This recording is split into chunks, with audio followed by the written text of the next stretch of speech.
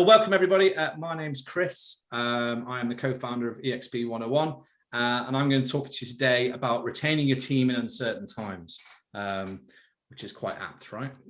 As we all go back to work. So uncertain times, that's itself is an interesting topic, as I don't think that the one certainty in hospitality is that there is always change and always challenges. So obviously this year has been a particularly difficult one with the pandemic. And we've got Brexit, economy about to do something wobbly probably, but we've been through it all before in terms of problems in hospitality. We're dynamic people, and we tend to deal with challenges in a really specific way, and we tend to navigate quite quickly.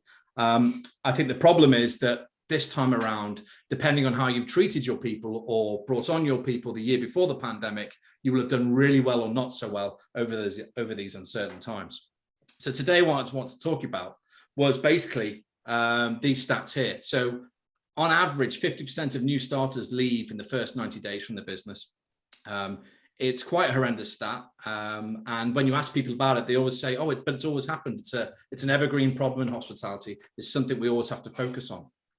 But it's actually quite shocking. Some people will run at 200% turnover every year, some people even higher. So that's turning their team twice in a year, which is quite frightening. Some of it you can put down to the way you hire and students and whatever, but most of it is down to culture fit, right hire, and basically the way you behave in terms of operations and looking after your people.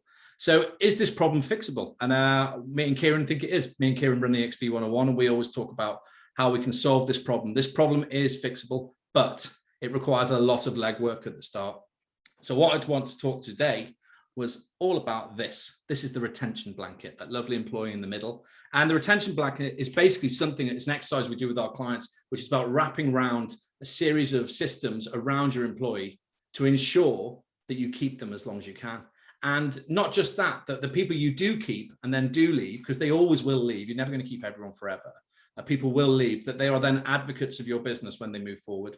So you basically leave them better than you found them. So you find an employee, you do a great job recruiting them, you do a great job introducing them to your brand, you do a great job looking after them, they then get better, they look for other opportunities, they move on to another brand, but they're a huge raving fan of your brand. And that's the way we should manage people. It's really simple. And hopefully my experiences and some of my recommendations here will help out as we go. If you've got any questions, please shout out. Michael's going to manage all that at the end, but please speak up. So the retention blanket is made up of 3 strands. It's made up of a recruitment strand, culture, and expectation setting. All fairly simple things that you would talk about day to day in your business. But I think the more and more we delve into this stuff and the more and more technology takes over our businesses, I think the less legwork we're doing in all 3 of these settings, and we're actually causing ourselves our own problems. We are the architects of our own downfall. So let's get into it. So recruitment. This is a lovely picture here of some of my old team at Pie Minister, Live and Eat Pie. And it's all about finding great people. And I think when we look at ATS systems, all these amazing pieces of technology that scrape the internet and bring in CVs to you are fantastic. But I think now things have changed a little bit, because as the pandemic's gone on for a year, people have moved into manufacturing, they've moved into retail, Asda, Tesco, Amazon. And there's all of a sudden an issue where we can't really, there's going to be an employer's market. We're looking for thousands of people over the next 6 to 8 weeks, literally to bring into the business, and they may not be there. And come the end of June, we're going to have Brexit kicking in, and again, we're going to have a much shorter, much shallower pool to pick from. So I was trying to talk about examples of how we kind of get around this, and do we really care about who we hire? And of course we do. And at Pie Minister, we used to, 2 of the ladies in this picture here were hired via a little card I used to have called a PieFet card. It was a business card that I used to hand out whenever I saw great service, great quality, great interactions, and all of my team had them. So in their day-to-day lives, when they were running around the streets, out for dinner with their partners, whatever they were doing, bowling, shopping in IKEA, they would see any great interactions and they would give these cards out. Now, we must have given out 400 of these cards, but we hired 2 people out of it. And the reason I talk about it is because the brand journey starts at that point. So when you meet these people out in public, and even if they don't come and join you, all of a sudden they walk down the high street, they spot Pie Minister, they know they care about people, they care about quality, they're interested in great service, because that's what we did. We went out and found people. So finding people now is very, very different. And employees are our number 1 priority. But when you look at the strategies in place already to help us find them, you see the gaps in both training and induction, and it becomes really difficult. So finding the employee now is, I think, one of the biggest challenges we're going to face. And I think we need to look beyond our recruitment strategies on ATSs and start looking into the different markets and really standing on the shoulders of giants and copying what the good people are doing. Selling yourself is really important. And I think I was talking to Kieran about this the other day. I don't think I've seen a great brand campaign or a hiring campaign from a brand in hospitality for a long time. Now, I know Honestburger talked about a lot over the pandemic and how they've behaved and how outwardly they're selling themselves. It's a really important message. And I do wonder now, is everybody going to follow suit? Because if you think of the big retailers, Marks and Spencer's, Tesco, Amazon, all these guys, they're constantly looking for people and their ad campaigns are out there everywhere. You can't get away from them. But how are we doing in hospitality? Where is the campaign? I mean, if I asked you about the Navy campaign, when you say I was born in Bristol, raised in the Navy, where's the hospitality campaign for that? And I don't mean on a national level for the industry. I mean per brand. What are people doing to really go out and find great people? And you've got to be attractive. So if I was, my name is Chris, born in Liverpool, made in Carluccio's. That's where I spent 7 years of my career. And I learned a lot there. And I think those kind of campaigns really reaching out to the young generation saying, look, this is a great brand to work for. Come and work for us. We'll improve you as a person. We'll improve you as an employee. We'll raise you up through the business. And then you can go on and do what you need to do. So I think selling yourself, finding a campaign that you can spread nationally or locally that really stands out. You've got to think outside the box. You've got to be original, but you can't just do what you did yesterday. Things have changed. And I think people need to wake up to this. And hopefully we'll see some really interesting dynamic campaigns coming out in the next few months of people trying to recruit people, but for a purpose. I think every business now needs a purpose, not just, a reason for being. So it'd be really interesting to see what happens. The next show, the next slide, sorry. If you don't watch this show, this is a Line of Duty every Sunday, 9 o'clock. It's a very interesting show. It's a police show all about an anti-fraud squad in the Met. And the middleman there is a chap called Ted. Now, I don't know if you've ever watched it, but in every scene, every time they do an interview in Line of Duty, they grab in the fraudulent person, they sit them down, and they'll go through a half an hour, literally forensically intense, detailed interview. Now, I'm not recommending you go and do that with your employees, but I do think we've lost a lot of legwork in the way we recruit. And I do wonder if managers now are as astute in the way they recruit. Do they know what they're looking for? Do they know the key traits? Do they peel the onion? Do they ask them, what did you do in lockdown? Where did you go? Why did you do that run for cancer research? Why did you climb that mountain? So it's really important that you actually start getting into the detail again about what people are doing and make sure you've got a right fit hire for your business. And Ted there's got the two people either side of him now, I forget their names, but they're his trusted officers and they come in on everything he does. He's never on his own. He always has them side by side. And I actually think brands should be behaving the same. If you've got great people leading your business, put the next two great people right by them. And guess what? It just spreads and people get better and better at doing this. Interviewing forensically, I think, is a real key step we need to go back to as we go back outside of the pandemic. Need to find great people, understand what makes them tick, understand their triggers, and bring them into the business. So interview like Ted. And then finally, introduction as part of our recruitment, not induction. And I'll tell you a quick story. I had a female friend of mine who joined a brand, a wet lead, very popular brand over lockdown. She was hired in and they did a great recruitment process over Zoom, unfortunately, but they did the recruitment process, spent a lot of time talking to her, brought her in and then stuck her in a cupboard under the stairs and she watched 8 hours worth of video. And I don't know about you, but compliance, fine, watching knife handling or health and safety, fine, stick that on a webinar, watch it on the bus, watch it wherever you are. But actually talking about your brand, introducing someone to your brand, not inducting them, showing them the passion that you have for the brand, talking about the day-to-day life of the brand is absolutely key. And that is a one-on-one conversation, or when we're lucky enough to do so, a room full of people and someone at the front. Do not put people under the stairs in a dark cupboard, because all that work you've just done your hiring campaign, you've just done your forensic interview, you've got a great fit, and then you stick them in a cupboard and make them watch a laptop next to a stained coffee cup for a whole day. And I know it's not uncommon. I know it's happening a lot. And I think it's where technology kind of tips the balance. Technology is great. And if we didn't have it, we couldn't do this right now. But there is a point where we need to remember what we are and what hospitality is. And that is that we're a people business, and telling people or selling people about our brand through a 1-hour webinar isn't great. So yeah, introduction, make sure you bring people into the business and then really, really teach them about how great it is to work there. And the person opposite should be sitting watching going, do you know what? I really want to join this business. So the second strand of the blanket is culture, something that we speak about a lot. And I was very fortunate recently to talk to a chap called Nick Hounsfield. And this lovely picture is the Wave in Bristol. It's an inland surfing destination where they've brought in basically waves in Bristol city centre. It's amazing. If you haven't been there, you should go. But Nick was talking about culture, and we were talking about what he was trying to achieve in his business. And here's a quick snippet of what he spoke about.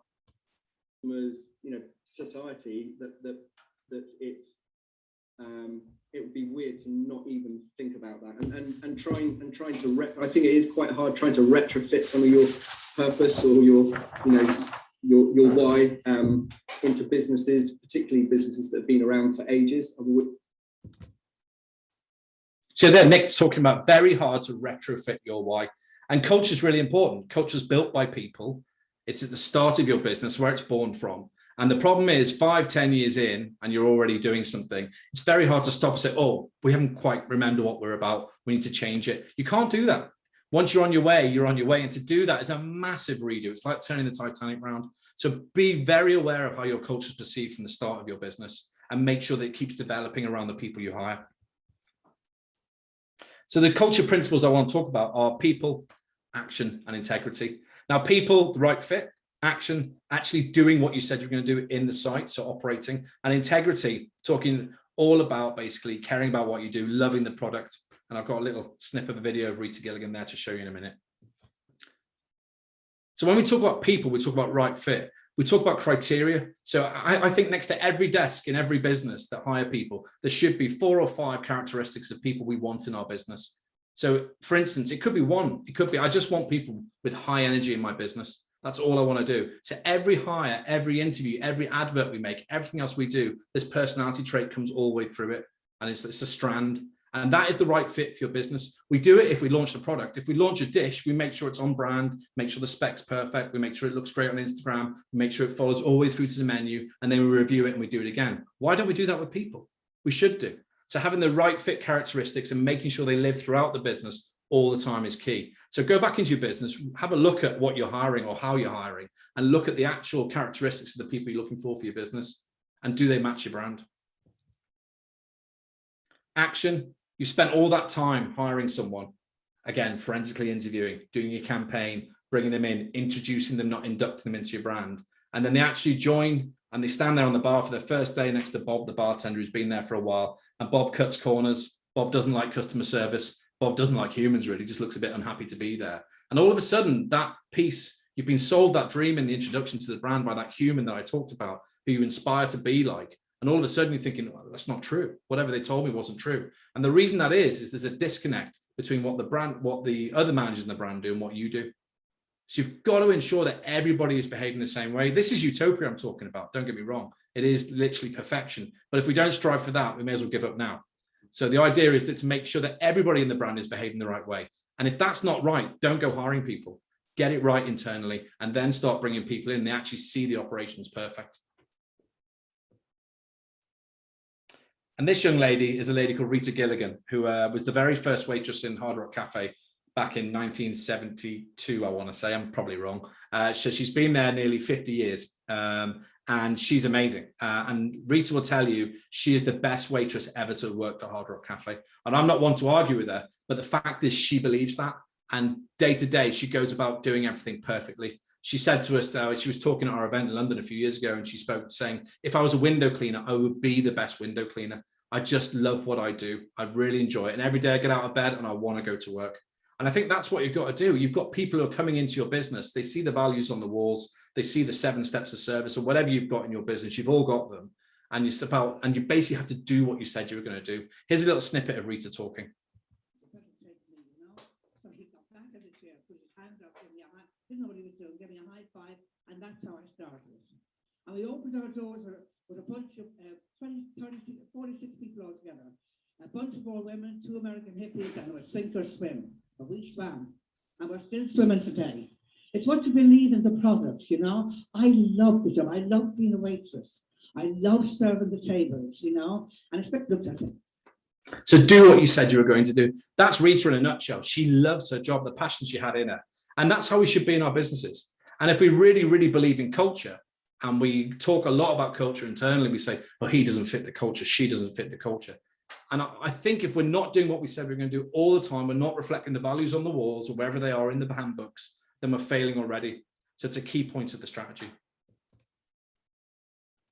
And finally, expectation setting. So this is about the 3D experience. There's 3 Ds involved in creating this expectation setting when people join your business. It's not just good enough to shove a handbook with them, put them on the webinar, say, speak to that person, I'm too busy. This is really important. So here's the first D, delight. So I was talking to someone the other day about how often do you delight someone in your business? How often do you make someone smile? It doesn't matter what role you hold in this business or wherever you might be, whether you're ops director, CEO, CFO, learning and development, doesn't matter. Are you delighting your employees on a daily basis? And delighting doesn't mean giving them incentives. It doesn't mean giving them a day off. You can do this also. It means really just making sure they're happy, checking on them, asking them questions, peeling the onion, as I said, finding out, how are you? It's a really simple question, 3 words, just say it, and they'll give you some detail back. And you generally find out so much more about your company by doing that, rather than just reading a survey or, I don't know, going for a webinar and checking they've ticked the box to say they've watched it. Human interaction has been lacking for the last 12 months in our everyday lives. Now's our chance to get back to it. So we've got to make sure we delight our audience constantly. And they will hang around longer. They will. If they trust you and they think you care, they'll stay longer. Secondly, the detail. Now, we talked about forensically interviewing with Ted back on our line of duty side. This is all about operations. This is the contract between you and the employee. So sitting down saying, look, if you work in the KP area, it is hot. You are going to get sweaty. It's hard work. It's physical. People will help you, but most of the time you're going to be on your own in this little cupboard on the corner. But we will make sure you get regular breaks. You'll be looked after, and then we'll train you on the chef line after that. But really clear, detailed instructions, because the problem is, again, we hire people. Yeah, no problem. We need you. I can't work Saturdays. That's fine. That's fine. Get in. And then guess what? A week later, they raised the fact they couldn't work Saturdays, and we need them on a Saturday. So this is all about conversation. It's about integrity again. It's about making sure that we're explaining to each other what's going to happen all the time. So the detail of that contract between the employee and whoever hired them is vital. So this is where forensically getting into the detail again between handbooks, job descriptions, whatever you've got on the wall in terms of service standards, and making sure they're explained absolutely clearly. And I can guarantee you from firsthand and experiencing it that it's not happening on the ground level.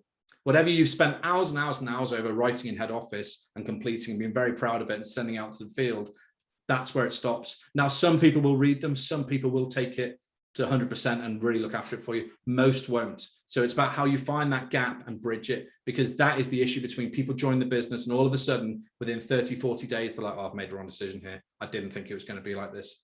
So clear expectations, set the detail, and carry on. And the final detail is devotion. The explanation in the dictionary of devotion is love, loyalty, enthusiasm for a person or activity. And I was wondering the other day how devoted I was to my employees when I was an ops director. And how, because devotion for me is making sure they stay, checking on them, caring for them, making sure they develop through the business and retaining them. That was my job, to retain people. And I think I was asking myself, did I ever put a day in the diary when I would go and visit a new employee? Now, I did do that for new managers, but I wasn't doing it for new staff. And I wonder how senior people in the business treat new employees. Just pick one. Say, I'm going to Birmingham next week. I'm going to find out who their latest employee was they hired. I'm just literally going to go and see them, going to have a cup of tea, and I'm asking them, how are they? I'm going to ask them how their introduction to the business was and find out that detail, because this is where we get the real gritty information. And this is where you can find real skills in people. And you'll see a GM that's performing great or a GM that's not performing so great. And finding someone who's doing a great job and has hired someone, then you build them up, they're 10 feet tall. You share that message all over your company. And all of a sudden, you've got a fantastic employee. And guess what? The minute they know you're checking, the minute they know you guys are going to come in and have a word with an employee randomly, they're going to step up their game in terms of how they recruit people. And I think it's the ultimate ideal fantasy, right, of having amazing people constantly in your business. And we have some amazing people, but we're losing them by their droves. So we've got to be really careful. So devotion to your business. Have a look at your diary. Clear out a day a month. Clear out an afternoon a week and find out how your new employees are. And if you can't get to them, that's fine. Phone them up or maybe do a Zoom. God loves Zoom. Maybe do a Zoom and find out how they are. But you've got to have devotion to your employees. If you have that, you will invest in their emotional bank account and they will give you it back. The first 30 to 60 days of hiring any employee is all about you. It's about how the company treats the employee. After that, the balance starts to tip into the employee's favor. and they will feel comfortable, they'll feel invested in, and then they'll start giving it back. But it's the real key, that balance there. If you haven't done that in the first 30, 60 days, guess what? As we get to 3 months, they're gone. So in a real quick spin around summary, retaining your team. So recruitment, find them. Where are they? They're in Amazon, they're in Tesco, they're in Asda, they're in retail. Find out what they're doing, create your own campaign, sell yourself. What are the real benefits of joining your company? And I don't mean financial, I mean the purpose. What is your business's purpose? Then get them, forensically interview, find out the details, find out really about their characters and see if they match your brand. And then finally, introduce them to the brand. Don't induct them. Don't put them in a cupboard. Don't put them in front of a laptop. Don't give them a stained coffee cup. Put them into your brand, treat them properly, and they will stay. And then culture, people, right fit. What is the criteria for a human to join your business? What are the key characteristics that you need to join my company?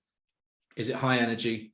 Is it personality? Is it honesty? Is it integrity? Is that you love the planet, you're sustainable, whatever it might be. But find out what those 5, 6 ingredients are and make sure that everybody recruits to them. And then actions, make sure everything you've built in your business suits that. So your operations, your day-to-day service standards, your compliance manuals, all of that leads back and has a slight invisible strand going back to your values and your people, because they're going to expect that when they come in. And then integrity. Think of Rita. Think how Rita treats her business. She cares every day. She does what she says she's going to do. She says she's going to look after guests and she does it. Be like Rita. Find people in your business who absolutely go that 100%. It's such an old, horrible saying, I do 110%, but they're the people you want. And why can't you fill your business full of them? It's up to you if you do or you don't. You know, it's your choice, I suppose. But if you do, I think it'll just spiral out of control to an amazing business. And finally, expectation setting, the 3D experience, delight, detail, and devotion. Delight them every day. Do something nice every day. A, will make you feel better, and B, your employees will love you for it. Detail, get into the detail, make sure they know everything about their role before they start. And then while they're in the role, if you're going to change anything, make sure you tell them in time. Communication here is key. And devotion. You need to do something about this now. You need to put something in your diary, go out and find these new starters and find out how they are. And if they're not doing great, and if we've made a mistake, let's fix it really quick. As they say, fail fast. So find out what the problem is, sort it out, and move on. Right, I think that's about it, Michael. I've spun through that, so you feel free to jib me with any questions. Thank you, Martin, for the round of applause. Great, Chris. Thank you so much. I am just going to check the chat here and see if there's any question you're pondering, Chris. I have a couple, but let's see if there's anyone pondering here. I think there's a bit like Martin. Did you just share a comment from somebody here? I can see. It looks like, appreciate the point about detail getting lost by the time it reaches the front line. Professionally, I encourage frontline staff to help write the detail based on their inside experience where possible to encourage buy-in. That's quite interesting, Chris. Maybe I can phrase a question about that. How do you actually start to engage the frontline in helping you building these right processes for getting a more, engaged team? Yeah, I think there's 2 ways here. It depends on the size of your business, obviously. So in a business on a multinational scale, you're talking about surveys, and I think one of the interesting things was when we did surveys, especially at Prime Minister, actually, which was a smaller company, we did them really regularly. Now, I know a lot of people staff survey or ask people about information once a year, but the problem is, as key to my stats at the start, you're turning your team over in 90 days, 50% potentially. So the information you're getting back is totally inaccurate. So it's how quickly you can get information back to you, but also you've got great people on the ground. And I think and you'll see this, Mike, when you worked as an operations director yourself, that there's silos on the ground. You have these mini cultures, almost like mini whirlwinds forming on the ground. You have mini cultures forming in each region where people will decide, right, I'm going to do it this way. And that is good and bad, because you've got people who will have the right attitude, who will go after it. But it's also not what you sold at the start of the experience. So I think the answer to the question is dragging the experience up into the office so you can find out what's happened. So asking relevant questions on the floor. I think people from central operations or head office, whatever you want to call it, getting out into the business, not on a scheduled visit, not on a, kind of, I'm coming, let's paint the walls, that type of thing. Really gritty information, going down and talking to people in reality. And then, and I talked about technology not being particularly useful, or using too much of it not too useful. But some of the guest experience tools are fantastic for finding out more about how operations are and what we should be doing to improve. Yeah, and if anyone else has questions, please feel free to drop them in the chat box, and we'll get to them. Yeah, and it's quite interesting with the technology thing, Chris, because you're absolutely right. I agree with you that like it's almost taking over, that technology is going to solve all our problems, but actually, you know, they are just they do the heavy lifting in a way. But coming back to another thing you said, I thought was really interesting, that thing that, you know, we maybe as an industry have sometimes waited for people to come to us, but actually you maybe need to go and actually find them. Yeah. And it's quite interesting. I talked with somebody from a tech company the other day, and what he said was that, I know maybe tech company sometimes has more money. I actually don't think so. He said, if I find that good individual I'm looking for that fits my criteria on my wall, my values, I will hire them. I will find a role for them, and we'll figure out how we can use them. Because, you know, it's not always you find, as you said, those 2 cards out of 400 that really worked, Yeah. really fitted the bill. Is that, you know, something you would advise operators I think go into new world? And it is interesting. Both myself and Kieran, my business partner, came from Hard Rock Cafe, and they ran amazing campaigns. I mean, they just saw that was the way it was, and they had this one called "For Those About to Rock, We Recruit You," and they had this great poster campaign, and it was, everybody knew it. The whole company knew it. We spoke about it everywhere we went, and it was really interesting that they had a campaign. And I just wonder why we don't see them so much now, or maybe I'm missing them. And I do think, yeah, if you find right people, get them in the business. You'll all, and as I said, the churn stats are there, right? You're turning people constantly. Even the best people are turning people constantly because of the nature of the hires, if they're students or if they're, you know, part-timers, whatever it might be. So finding great people is rare. So when you do, I agree with you entirely. Get them in, find a role for them, look after them though, make sure you do all the processes correctly, and then keep them. And sure enough, they'll probably find their own way. They'll probably make themselves a job. You know, these really good people end up just putting themselves in a position where you can find them a job anyway. That's super interesting. Another question here, Chris. You talked about finding them, still around finding them. Do you think that social media has a big part in playing around that, and you can actually display your culture? You talked about Honest Burger earlier, and the contract they shared during the pandemic. This is our new contract, much more simple contract where it looks like everybody wins. Yeah, no, yeah, I think, and it's that simple. And they've built all of this through social media, right? I mean, I've learned all about them over lockdown through LinkedIn. For me, you know, that's my social media of choice. Other people will be on Instagram, but they were on a live session the other night, Honest, they were in Canterbury. They opened a new restaurant and they were doing their new live Canterbury burger, and they were dropping the information about it. But whilst they're doing that, they're also sharing what their values are, their culture is, they're sharing what they're about. And if you're an interested party and you're seeing all this interaction everywhere, you're going to join them, or you're at least going to be interested. So social media, without doubt, 99% is the way you're going to find your new crowd, because Generation Z, and even beneath that, my kids live on it, and they actually plan their days around it. You know, it's insane. So yeah, if you're not on there yet, which is insane, but if you're not, then recruiting through there, definitely. I think it's very quickly, Grind are a really interesting example of doing this really well. If you look into Grind, find them online. I forgot the name. What's the name of the people director? Sorry, Michael, do you know? Charlotte, is it Charlotte, Kieran? Nod your head. I think so. Lucy. So Lucy at Grind would be a really good person to talk to. They've done some really interesting stuff in the way they sort resource and find people. What about you talked about the culture bit as well. Like you have your principle on the wall, and if you go wrong down this route, and many people when they start a business, that's actually where they have the opportunity. But often they're so focusing on getting the doors open and don't stay around the idea actually getting this formulated at version 1 of the criteria for hiring. They just, you know, take a piece of paper and they start hiring people for their first opening. Is that actually often where it goes wrong, you think? And then you're trying to catch up later, and then it doesn't really become embedded. Like if you think about Hard Rock, there's that story around, you know, we hire for culture from day one. Well, you think about the purpose, right? I think Nick was a good example in the Wave. Purpose is a fantastic way of looking at how business should be. Everyone has a purpose now. You know, if we hadn't got the sustainability message in the world right now, then we're all missing the news or whatever it might be. So there's key messages going on. And I think if you've got a really strong purpose, that's what you sell on. You don't open the doors and try and knee jerk and discount and do whatever it is to fill you, but believe in what you're doing. So if your purpose is strong, and that's why the idea came out anyway, you have to stick to that. Don't deviate, because I think you're right. As soon as you start knee jerking or just bringing people in for whatever's sake, it'll undo. And I've been part of a business which was so authentic and brilliant at what they did and kept all of their founding team members in the business for 10 years. The minute they started leaving, it fell apart. It was obvious what had happened. We diluted the brand and then it went away. So don't deviate, stick to it. If that's your purpose, you have to hire on it and you have to sell on it as well. That's how you sell your product as well. And there's a question here around Prime Minister where you talked about the coaching cards. Who had these cards and who was allowed to deal them out? The 400 cards you mentioned before.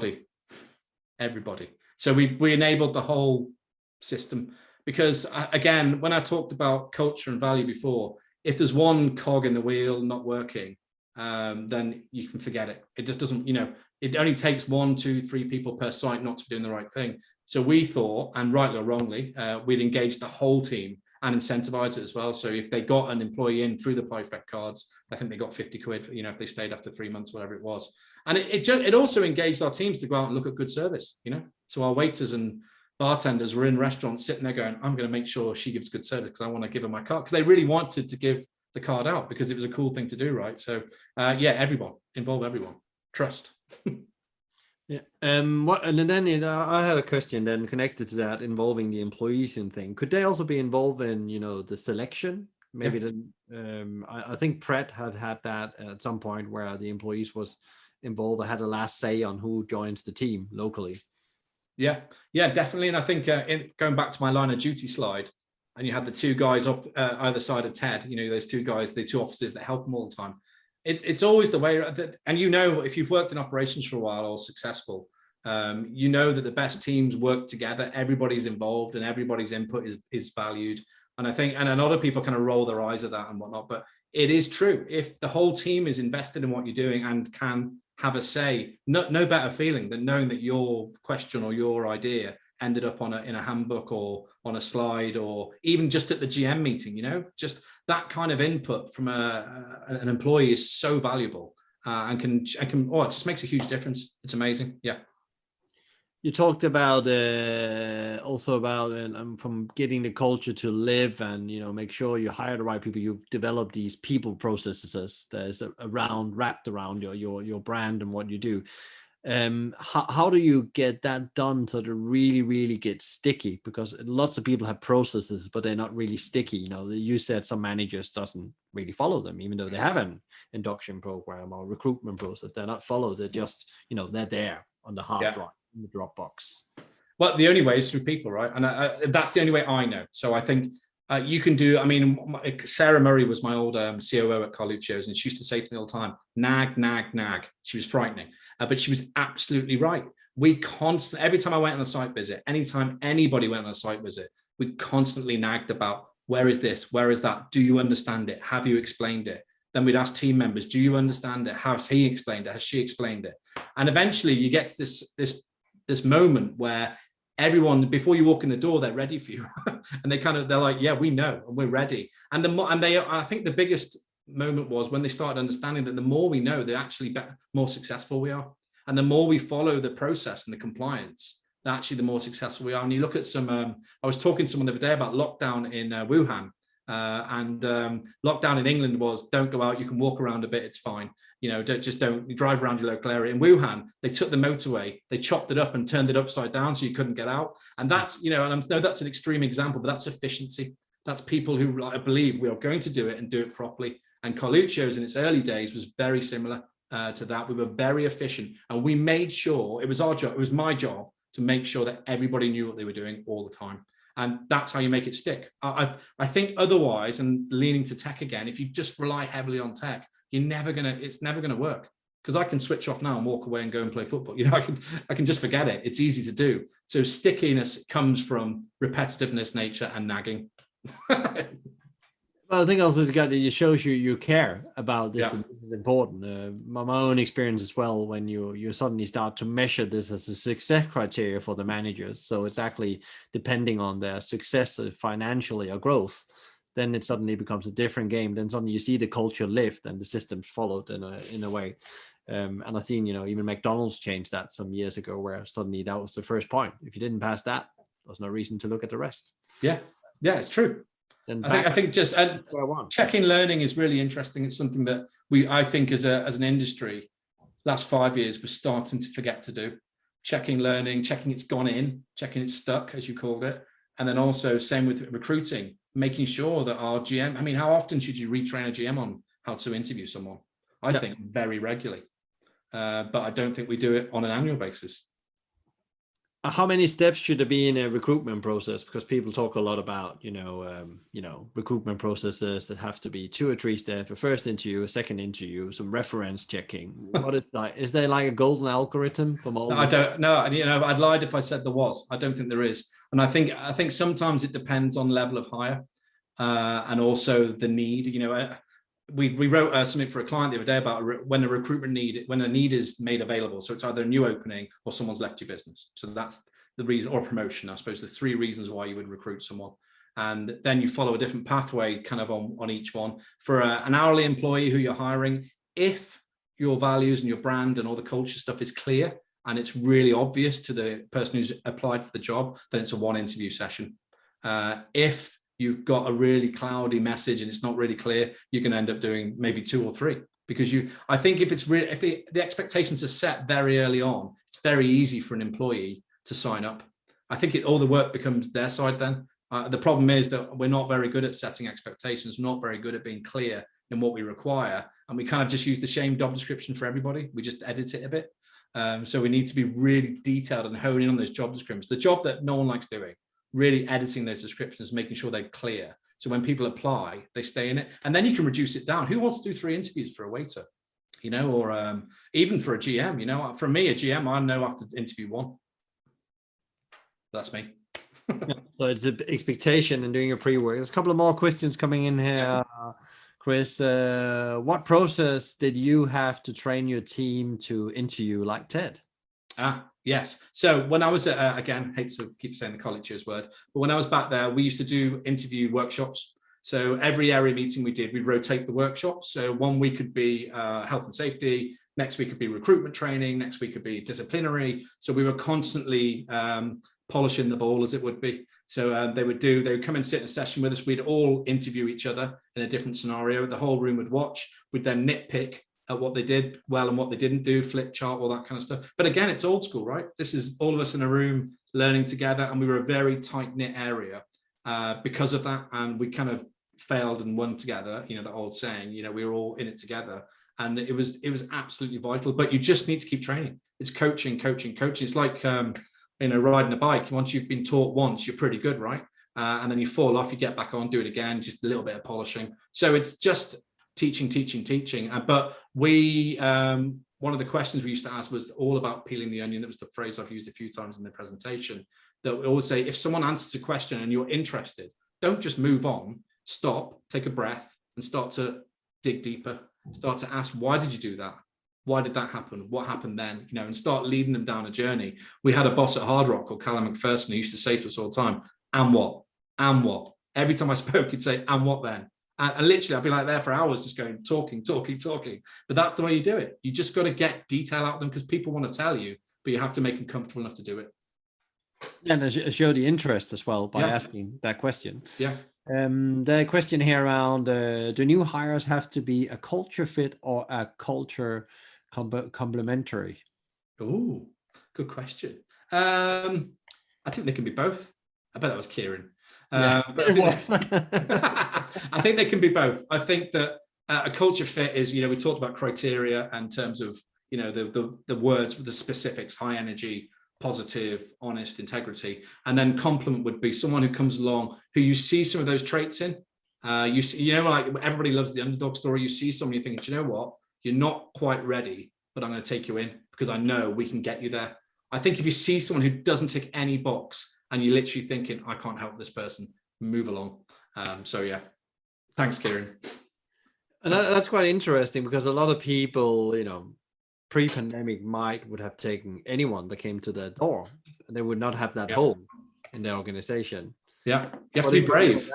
What is your view on that? Like, sometimes you just hire, I just need to get that shift covered tomorrow. So I'm just going to hire one. Well, look, I don't have a restaurant, so it's easy for me to say, or a hotel or a bar. So I can say this and everyone else will go, yeah, whatever. But don't do it. because you end up paying for it. You will end up paying for it. I promise. I've been there myself. I've been on phone calls in my car driving between Birmingham and Devon, and a general manager saying to me, "Oh, Chris, we need a waiter tomorrow. There's a guy in here now. I can take him on. He can start tomorrow." I'm like, "What's he like?" "He's all right." And if I say yes, I may as well just get back in my car and drive home, because it's a game over. So it was constantly just teaching the guys, saying, "No, you can't do that. We'll have to find a way." Then it was my job to go and find a waiter from somewhere else and get them there, or whatever it might do. But you've got to be brave. And the reason Collegius was so successful for the first 10 years was because they would not accept that. You just couldn't do it. If your retention was over 30%, you're in trouble. So, it was your turnover, sorry. If it was over 30%, it was amazing numbers at the time. Most people were running 200%. So it was, I think you just have to, but that's about the gatekeepers, the area managers, the regional directors, the general managers, assistant managers even actually as well. All the gatekeepers saying, "No, I'm going to do the right thing." Because then you get trust from the other employees, right? The other waiters around you who earn good money are going, "Do you know what? You're not bringing him in. He's going to bring down my tips. You're not bringing her in. She doesn't know what she's doing." And then they end up hating you, and then you end up losing them. So yeah, it's a self-fulfilling prophecy. But yes, so the answer is don't do it. Be brave. Good. And just checking, there's any other questions? No other ones. I think I would just like to ask, the general question about the industry. You talked about the 50% turnover the first 90 days pre-pandemic. Yes. But what do you think we're facing now as we're slowly opening? Do you think a lot of people talk about the talent crisis, like comparable to Australia in a way where they can't, some operators actually only open for maybe 2 or 3 days a week because that's what they have capacity to do? Well, I think the answer is right now, look what you've got and love the ones you've got, because there's a lot of people. This is why at the start of the pandemic, everybody said, be careful how you treat your employees for this thing, because we don't know how long it's going to go on for. We don't know what we're going to do when we come out of it. And unfortunately, some people didn't heed that warning. Some people didn't even bloody communicate. They might have got furlough, but they didn't tell them when they're coming back or what they were doing. And then for the really good people that have done it, I think they're going to be okay, because I think love the ones you've got, follow the process correctly. There are good people out there, but you're right, Mike, there aren't a lot. And I think it's good. The pool will be dry very quickly into the summer. And I think it's going to be really hard. I think crisis maybe, but I just think the best operators will find a way. I just think they're smart. They got smart people. People trust them. When they bring people in, they keep them. But you see already if you look at all the social media, that the tack has changed. People are talking about their people publicly. So brands are talking. Here's my chef, Ronald, who did this last week, and here's Amy, the deli assistant. She did this last week. Here's a prize. All of a sudden, we've had these employees for years, hundreds of years. The restaurant's been around, but all of a sudden, it's important that we tell the public that these people are good at what they do. So I find that really interesting that you see that visibly changing in front of you, which means they know, the brands know it's going to get sticky. But yeah, it's going to be a challenge for everyone. A tech is definitely not going to fix it. So I'm sorry, all my tech friends, but I don't think that's going to help source the problem. It'll help manage the problem, manage the efficiencies, but it's never going to put extra candidates in front of you, I don't think, who fit your brand. I think you're going to have to go out and find them yourself. How do you, it's very interesting, this thing. I agree. I've seen a lot of companies suddenly switch on the storytelling about their culture, and maybe there's a lot of people have been scared about that, even though they have a really great culture. We never heard about it, and suddenly you hear that and think, oh, that sounds like an absolutely amazing place, because it's also what I experience when I eat there. But what is the best way to start telling that story? Because that's a very important story compared to this, potential crisis coming. I think be like Rita, right? So we played the little video Rita, and that was only 29 seconds of that legend. She could go on for hours. And in fact, that video was looping before, we were laughing, saying, that's Rita. She doesn't shut up. Everybody has a Rita in their ranks, right? Everybody is involved. They've got a KP who's been there for 8 years, or they've got a GM who's been there for 10 years, or a waiter. We've got some great stories. I think get on social media and start, frame it somehow, frame a campaign, this is our people, and start talking about it. Because if you don't, you're dead. People are just going to ignore you.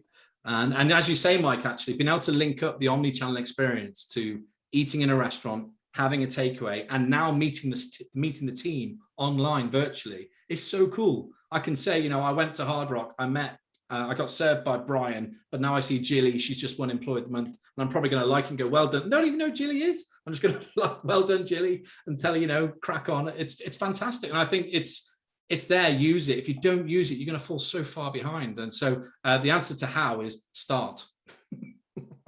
Yeah, there's a couple more questions coming in here, Chris, now here. So this is a bit of a long one. I'm going to read up here. Love this convo about looking after staff so they are there for you when you need them. Outside hospitality industry, friend told me a story about thanking colleague at the end of the day for hard day's work. Well done. I think that was yeah. He broke down in tears as no one had ever thanked her in 10 years. And I think, yeah, I guess the question is, well, we probably all know stories about that we forget to say thank you because we're so busy keeping the doors open and putting food on the table. Well, I think the key behind that is that we go back to the delight part of the 3D experience. The delight part is it's such an easy thing to do, as you say, but we do forget to do it. But I remember, I didn't write it in my diary, but when I was an area manager and regional director, I used to make it part of my day. We used to have I made these fake checks. I used to give them a check, a little check worth 20 quid. I don't even know if it was worth anything. It was just a check. Take a picture, have a coffee with them, have a chat, and then go on with my day. And I don't ever really know the impact of it because no one ever told me. But I know that having just acknowledged them, understanding what they do, sharing that news across our private channels, and now they're sharing it publicly, is absolutely key. And it's just normal, right? And my mum told me years ago, treat people how you like to be treated yourself.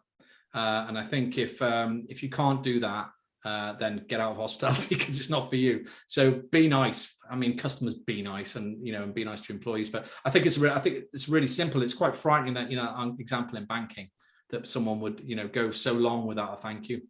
And sometimes a thank you is literally just, that's all they want. They don't want a prize. They don't want a sticker. They don't want my fake check. They just want to literally privately just say, listen, you've been great this week and I really appreciate your help. And that is like, you're 10 foot tall, right? It's great. Great.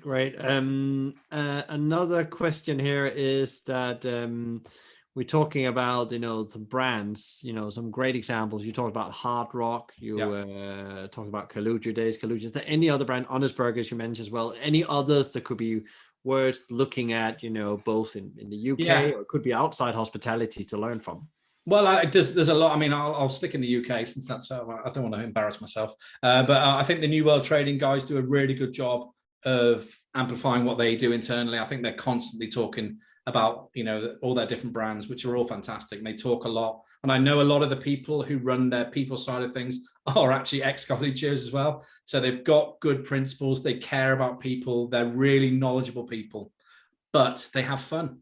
And it's a bit we miss sometimes, right? From the industry, the fun piece, because a lot, and customers don't see this a lot, but we're generally having fun in hospitality.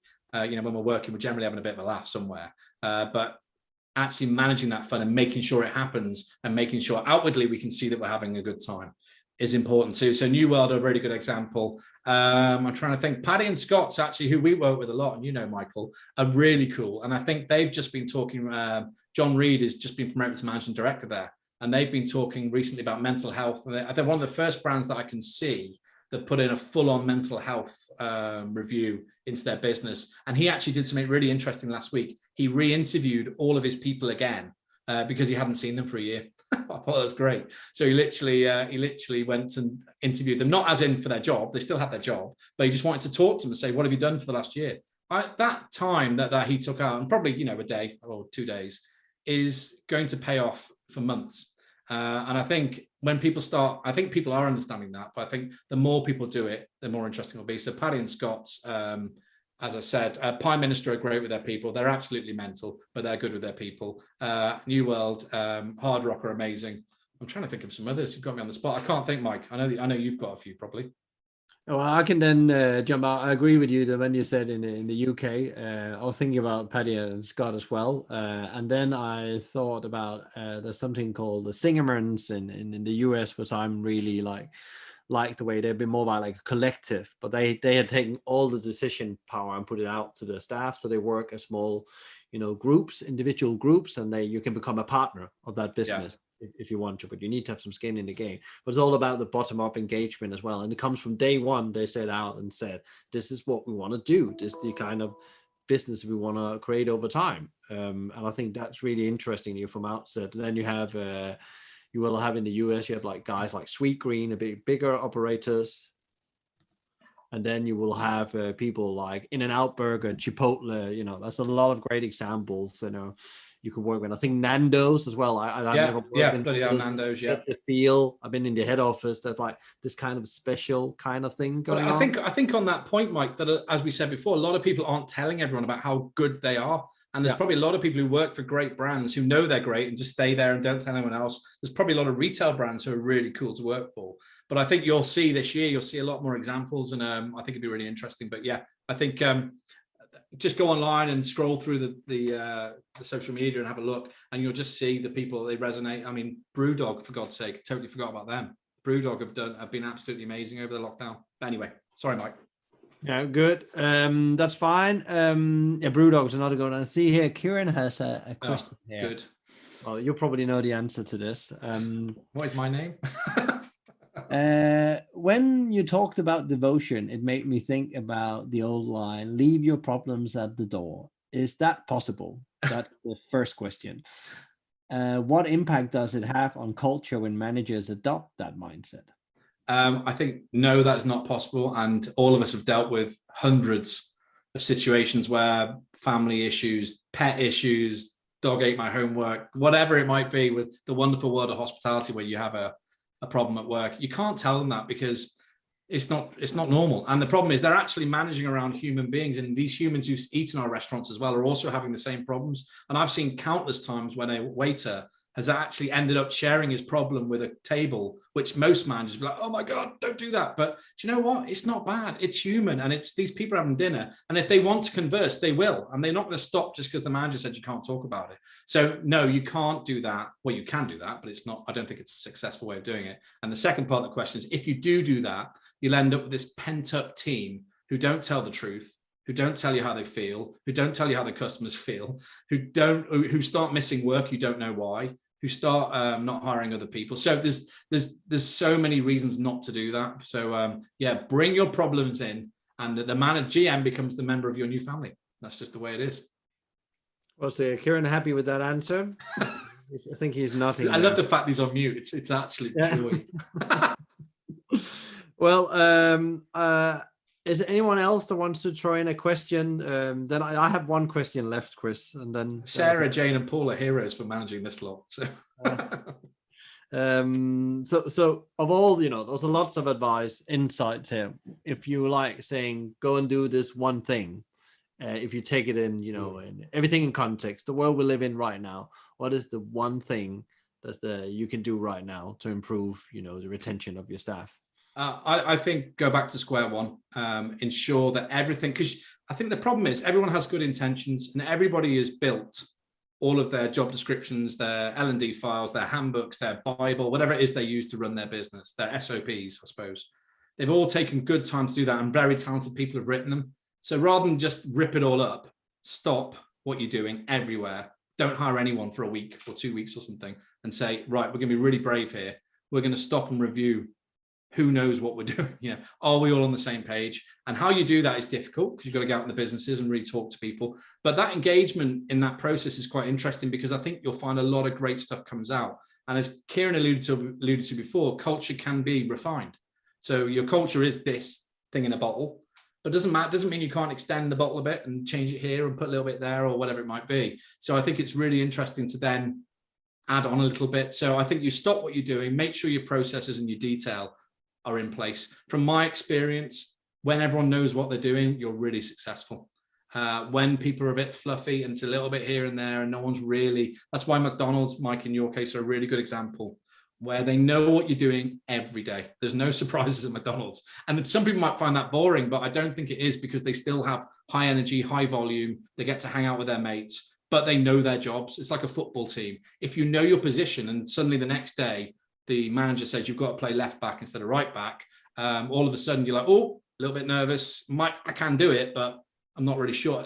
It's all about detail and making sure people understand it. So stop what you're doing, get all your documents together again, sit them down in a room with some senior people. So is this the way we want to go still? And then go back to your teams and make sure they understand it and get their feedback.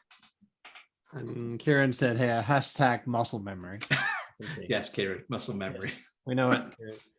Good, good. If there's not anything else, I would wrap things up. I'm just checking, nothing else coming in. You can turn on your mic if that's quicker for you than tapping it down in the chat. They may be asleep. Thank you, Chris and Michael. Great to hear from you. Lovely. Thank you, Jane. Thank you for hanging around.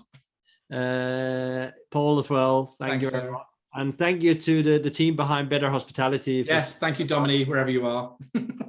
For setting up this great conversation, and have a great day, all of you. Thanks.